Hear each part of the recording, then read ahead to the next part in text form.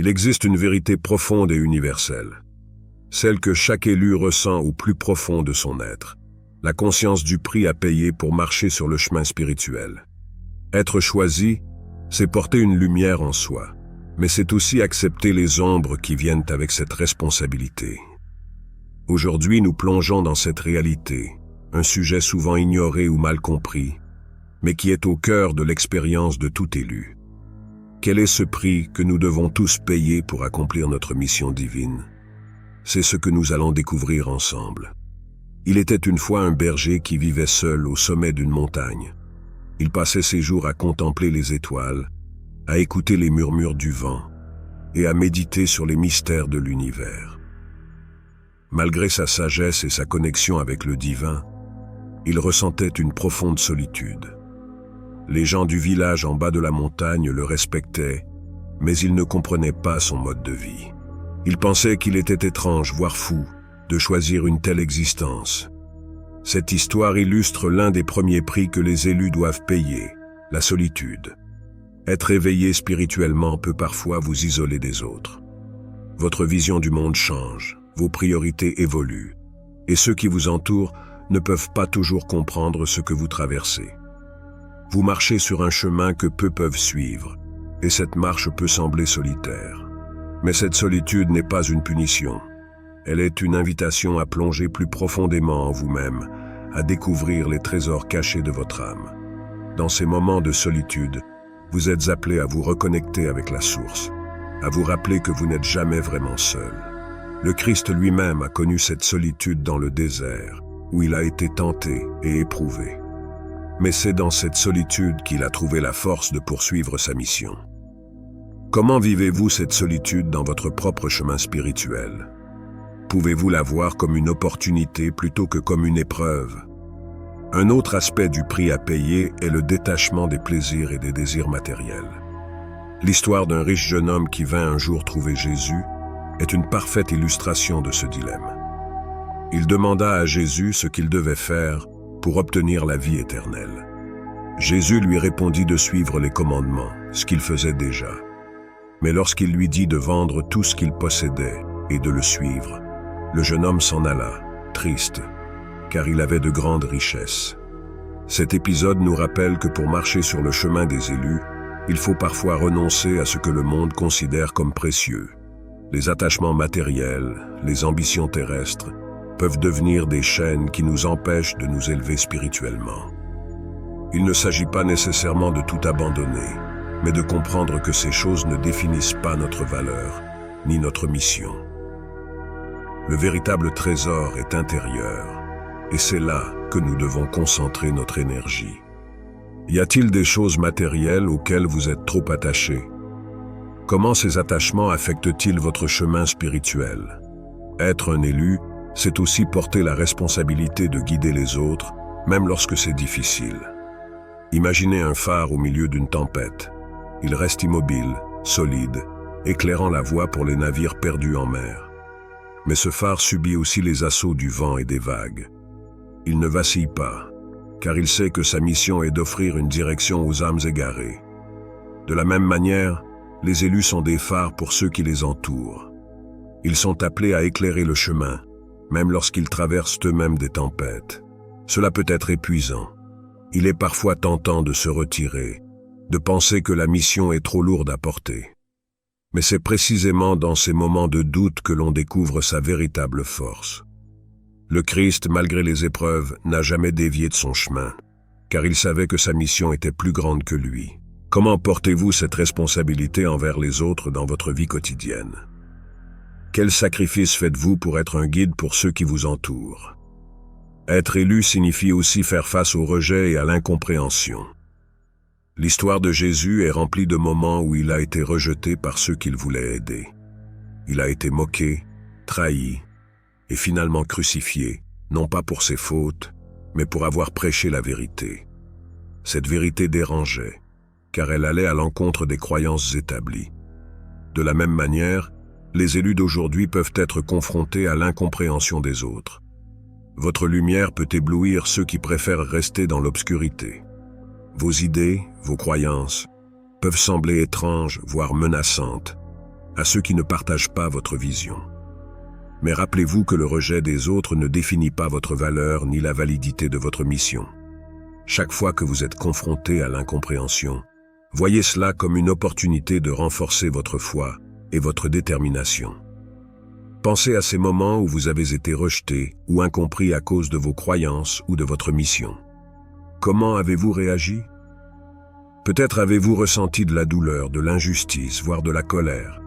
C'est naturel, car l'incompréhension peut être une épreuve difficile à surmonter, surtout lorsque vous savez au fond de vous que vous êtes sur la bonne voie. Mais prenez un moment pour réfléchir à ce que ces expériences vous ont appris. Chaque rejet, chaque incompréhension, n'est-ce pas aussi une occasion de grandir, de renforcer votre foi en vous-même et en votre mission?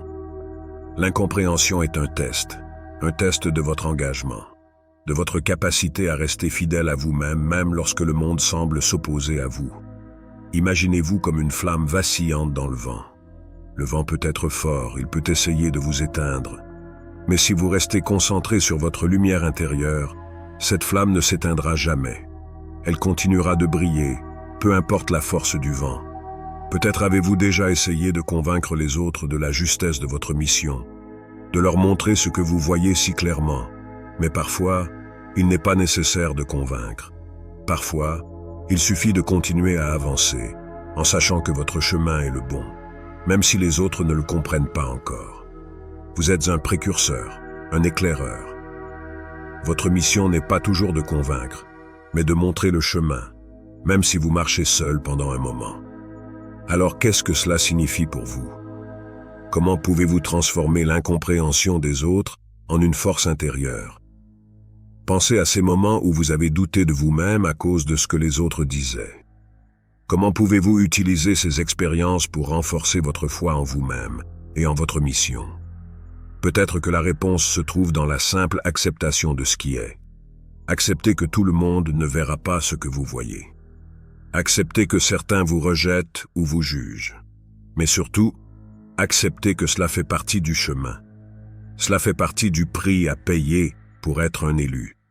Finalement, l'acceptation de l'inconnu est un autre aspect important du chemin spirituel.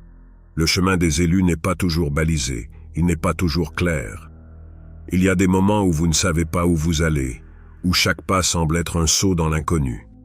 Et c'est là que la foi entre en jeu. Comme le petit oiseau qui se lance dans le vide, vous devez parfois faire confiance à l'univers, même lorsque vous ne pouvez pas voir le chemin devant vous. Il est naturel d'avoir peur de l'inconnu. C'est humain. Mais c'est précisément dans ces moments d'incertitude que vous êtes appelés à faire preuve de courage. Le courage de faire confiance, le courage de continuer, même lorsque vous ne savez pas ce qui vous attend. Pensez à ces moments dans votre vie où vous avez dû faire un saut de foi.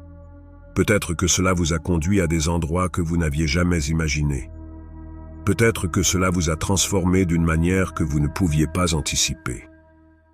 Alors, comment pouvez-vous aujourd'hui embrasser l'inconnu avec foi? Quels sont les pas que vous hésitez encore à faire? Qu'est-ce qui vous retient de vous lancer dans ce vide avec confiance, sachant que l'univers vous soutiendra? L'acceptation de l'inconnu n'est pas une faiblesse, mais une force. C'est la reconnaissance que, même si vous ne pouvez pas tout contrôler, vous avez la foi que tout se déroulera pour le mieux. C'est un rappel que vous n'êtes jamais seul sur ce chemin, que l'univers est toujours avec vous, vous guidant, même dans les moments les plus sombres. Ainsi, chers élus, prenez un moment pour réfléchir à ce que l'inconnu représente pour vous. Quels sont les aspects de votre vie où vous avez encore du mal à lâcher prise et à faire confiance? Et que pouvez-vous faire aujourd'hui pour commencer à accepter l'inconnu avec foi et sérénité? Cette confiance dans l'inconnu, cette foi inébranlable, est l'épreuve ultime de tout élu. C'est un saut dans le vide, un abandon total de ce que nous pensons contrôler. Pourtant, c'est aussi l'acte le plus puissant que l'on puisse accomplir. Imaginez un moment où vous avez dû faire face à une situation où aucune réponse claire ne se profilait à l'horizon. L'anxiété, la peur, les doutes peuvent facilement vous submerger dans de tels moments. Mais c'est précisément là que se trouve le véritable défi. Être capable de lâcher prise, de faire confiance à l'univers, même lorsque chaque fibre de votre être veut s'accrocher à la sécurité du connu. Le Christ, dans son voyage terrestre, nous a laissé l'exemple ultime de cette confiance absolue.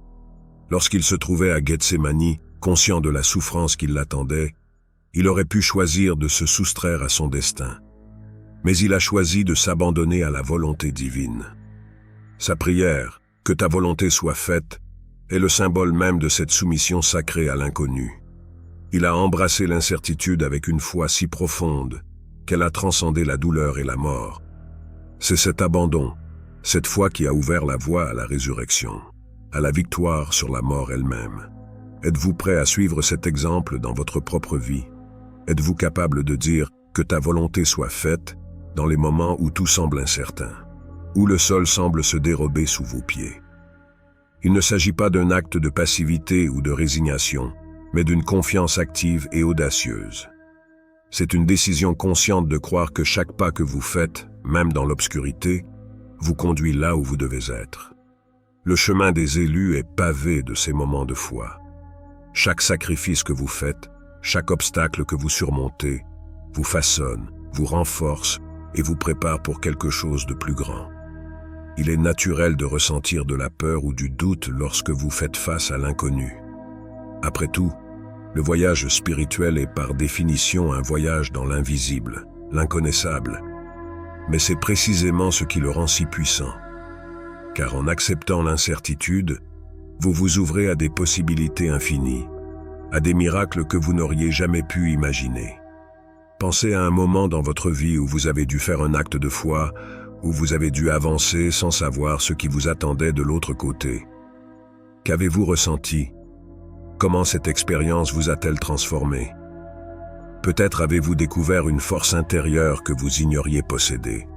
Ou peut-être avez-vous réalisé que les réponses que vous cherchiez étaient déjà en vous, attendant simplement que vous leur fassiez confiance. Ce chemin d'abandon et de foi est le prix que tout élu doit payer.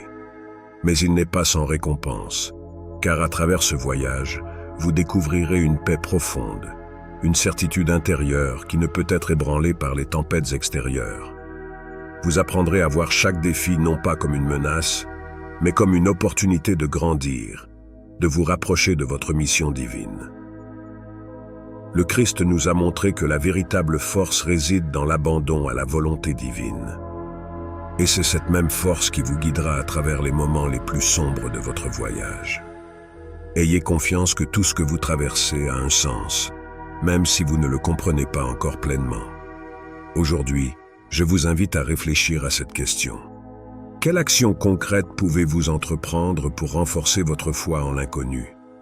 Comment pouvez-vous, à l'instar du Christ, embrasser l'incertitude avec grâce et confiance? Le chemin devant vous est peut-être obscur, mais rappelez-vous que chaque pas que vous faites dans la foi éclaire un peu plus ce chemin. Et à la fin, vous découvrirez que cette marche dans l'inconnu était précisément ce qui vous a conduit à la lumière.